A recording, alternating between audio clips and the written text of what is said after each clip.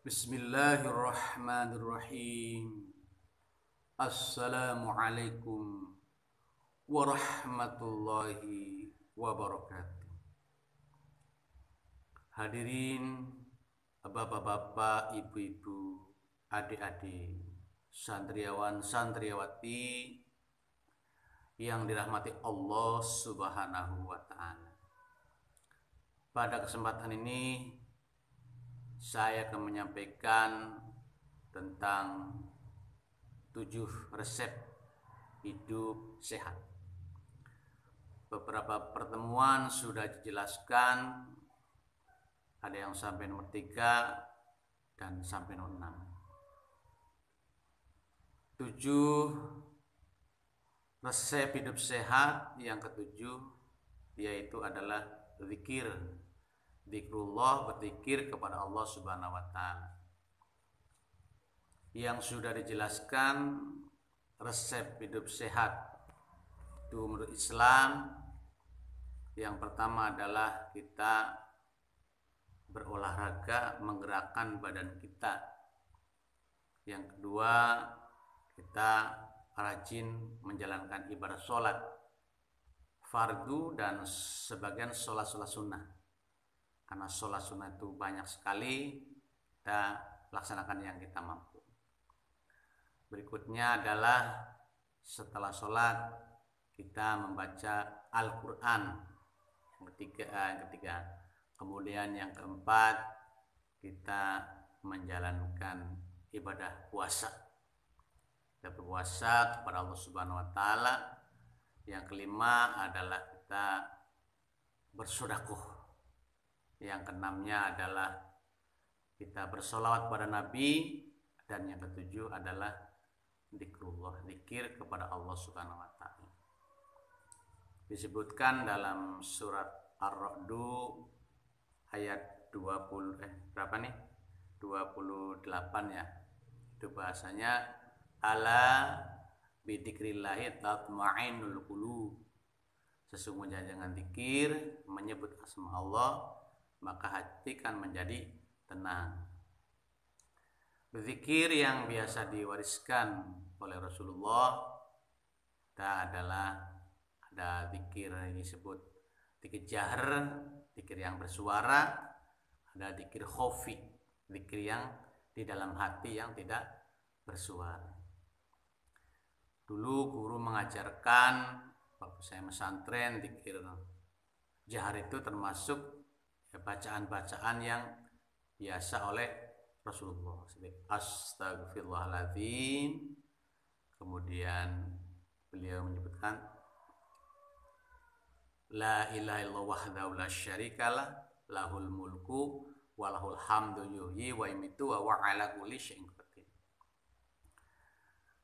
Kemudian beliau dengan bacakan Allahumma antas salam wa minkas salam wa alaika salam Wahayina Rabbana bisalam Fatilah Jannatan salam Tabarakta Rabbana ya dal jalali wal ikram.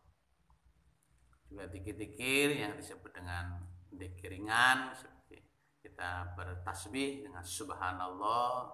Subhanallah beliau mengajarkan 33 kali. Alhamdulillah, alhamdulillah mengajarkannya 3 kali. Allahu Akbar, Allahu Akbar mengajarkannya 33 kali. Kemudian mengucapkan kalimat thayyibah la ilaha illallah. Nah, zikir itu adalah untuk menyehatkan jasmani dan ruhaninya. Maka zikir itu perlu dibacakan kepada umat manusia agar ruhaniyahnya lebih sehat. Sebab zikir itu memenuhi hati sanubari. Kalau hati sanubarinya sudah baik, maka semuanya akan menjadi baik. Di manusia ada segumpal darah. Apabila segumpal darah itu baik, maka semua tubuh akan baik. Apabila segumpal darah itu kotor, maka semuanya tubuh menjadi tidak baik. Ala wahyal qalbu. Itu adalah hati manusia. Hadirin yang dirahmati Allah Subhanahu wa taala, santriwan santriwati sidang jamaah rahimakumullah. Apalagi kalau kita diajarkan oleh guru tentang mengucapkan kalimat thayyibah untuk kita mengikhlaskan, membersihkan dan mengagungkan asma Allah Subhanahu wa taala dengan tidak ada Tuhan selain Allah. La ilaha illallah, tidak ada Tuhan selain Allah. Bahkan di sini ada beberapa hadis yang menyebutkan orang zikir itu luar biasa. Orang yang selalu berzikir sangat luar biasa. Yang dibacakan dzakirullahi bil ghafilina kasyajaratil khadra'i bil wasatil hashimi. Diartikan orang yang zikir itu seperti pepohonan yang rindang di tengah pepohonan yang kering. Nah, jadi orang yang zikir itu seperti pohon-pohon yang rindang yang subur di tengah-tengah pohon-pohon yang kering. Dalam keterangan lain hadis Nabi Amin, dzakirullah fil ghafilina kal hayy bainal amwat.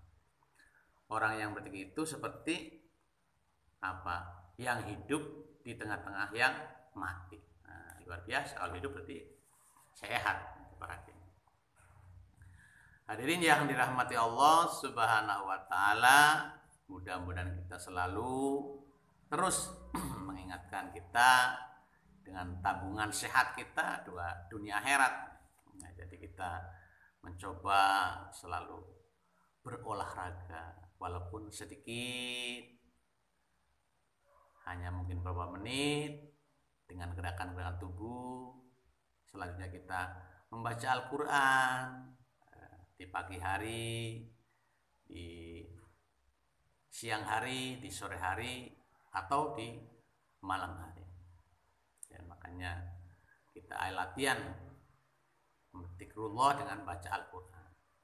Kemudian dilanjutkan dengan kita menjalankan aktivitas yang lain untuk mendukung agar kita selalu sehat di dunia dan berkah di akhirat. Olahraganya, membaca Al-Quran, sholatnya, kemudian membaca Al-Quran. Dilanjutkan dengan aktivitas menjalankan ibadah, zikrullah sama. Baik kita bersedekah, nah itu kemudian kita bersolawat, ya, membaca solawat sifat. Allahumma sholli ala sayyidina Muhammadin tibbil qulubi wa dawaiha wa afiyatil abdani wa shifaiha wa nuril absari wa dhiyaiha wa ala alihi wa sahbihi wa sallim. Hadirin yang dirahmati Allah Subhanahu wa taala, maka ayo kita latihan, apalagi kalau zikirnya yang seperti zikirnya para thariqah. Itu yang dari dari pusar ditarik ke jidatnya, ke atasnya. Kemudian ditarik ke dada kanan, kemudian ditarik ke pundak kiri, kemudian dihantamkan ke tadi ulangi lagi. Ditarik kalimat la dari pusar ke batuk ke jidat ya gitu ya. Kemudian ditarik lagi ke pundak kanan ya, kemudian hantam ke dada kiri. Nah, dulu guru mengajar itu kalau zikir kalimat thayyibah dengan menunduk kepala itu la ilaha illallah. Ada yang dengan sebagian mengamalkan bagi mereka yang ahli thariqah itu. Ada yang zikir kalimat thayyibah diam, cuma nudek-nudek ini ada. Ya, tetap niatnya ada mengagungkan tidak ada Tuhan selain Allah. La ilaha illallah Muhammad Rasul. Demikian nasihatlah, semoga kita selalu diberikan kekuatan iman dan Islam, kesehatan jasmani rohani, panjang umur yang panjang, rezeki yang barokah, keturunan soleh-solehah, dan cita-cita dijabah oleh Allah Subhanahu wa taala. Akhir kata, Wassalamualaikum warahmatullahi wabarakatuh. Bagi teman-teman sahabat, silakan bantu subscribe untuk kebaikan yang datang.